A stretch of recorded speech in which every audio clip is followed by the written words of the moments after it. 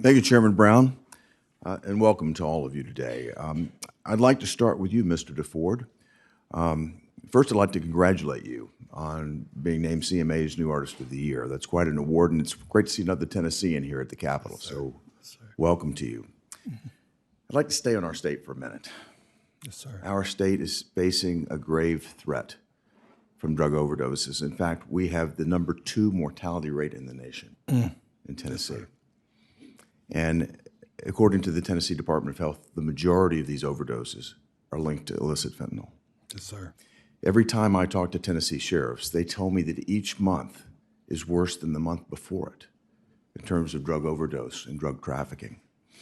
And if I get to what's causing this, the fentanyl's being made from Chinese precursors that's coming into Mexico where it's manufactured there, then it's being smuggled across our southern border.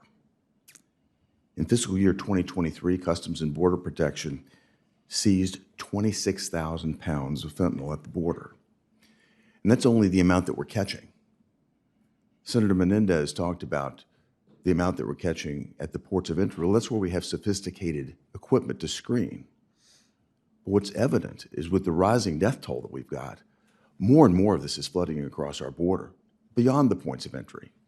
And we've got to use our resources across the entire border to stop the flow of fentanyl. I'd like to come back to you, Mr. DeFord, and to your experiences here. Here in D.C., I think there's often a disconnect between what's happening in the bubble of Washington and what American citizens are actually experiencing across the country. I think your unique experience can help bridge that divide. I was very touched by your opening remarks, and in particular, your comments about addressing the demand for fentanyl as well as the supply. We're here talking about a bill that addresses the supply, but I would love to get your perspective on how we might address the demand. I know you've thought a great deal about this. Yeah, it's first of all, it's incredible to meet you, Mr. Hagerty, Senator Hagerty. Being a Tennessean, I am very, very respectful of all that you've done for our state. Not only do we have the second biggest mortality rate, Nashville actually was the second most dangerous, deadly metropolis in America for fentanyl behind Baltimore. I had a meeting with our mayor about it recently, and just to the actual demand of it, I think there's not a proper education about it. I don't think there's enough resources for people to learn about it. There's not enough affordable rehabilitation centers in the state of Tennessee. These are all things I'd love to talk about. I think we're scheduled to hang out with each other soon anyways, and I would love to discuss with you. But I live in a very juxtaposition here where I understand the drug dealer and the addict because I have played the position of both.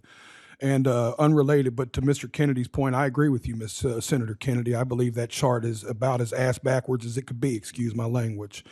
But Mr. Hagerty, I thank you for asking. And I only said that I see this bill as truly helping stop the supply. But as always, the problem with Capitol Hill is that's a bunch of y'all in here fighting to fix half the problem, and we do have a whole problem here, Senator Hagerty. Well, I look forward to continuing our discussion about that when we meet together later today. Thank you. Again, Thank you. I'm excited. Next, I'd like to talk about the way we deal with the sort of violations that take place with respect to fentanyl. On December 16th of 2022, Attorney General Garland released a new DOJ policy that restricts the charging of crimes with mandatory minimum sentences and discourages prosecutors from charging the most serious readily provable offense. The DOJ soft on crime policy states that, quote, it applies with particular force in drug cases, which include fentanyl traffickers. So my question, Mr. Joseph, to you is, what happens to law enforcement morale when prosecutors either refuse to prosecute or they minimize penalties that are sought for drug crimes, including fentanyl crimes? Well, I think there's a bigger picture here, and that is that the majority of violent crime in every community is committed by a small percentage of people, and certainly the drug trade. That's certainly what the sheriff and the chief of police of Memphis told me too. They know exactly who they are. So when we're able to apply pressure and take people off the street who prey on the people within our communities, we have an impact on the quality of life in a community. When we're unable to do so, then we see the problems that we see in a lot of cities across this country. It is a challenge for law enforcement to put our efforts into trying to make our community safe, only to see a revolving door of the criminal justice system. It's something we've been speaking on for quite some time.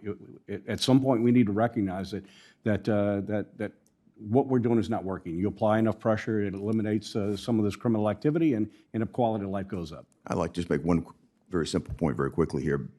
Does the failure to strictly enforce drug crime laws tend to increase or decrease drug overdose deaths? I think it's connected to every part of crime within a community, quality of life within a community. To somehow suggest that recognizing the damage that's being done by the drug trade within our areas and view it as a nonviolent crime is not accurate. No, it's clearly leading to more deaths on our streets. Thank you very much, Mr. Chairman.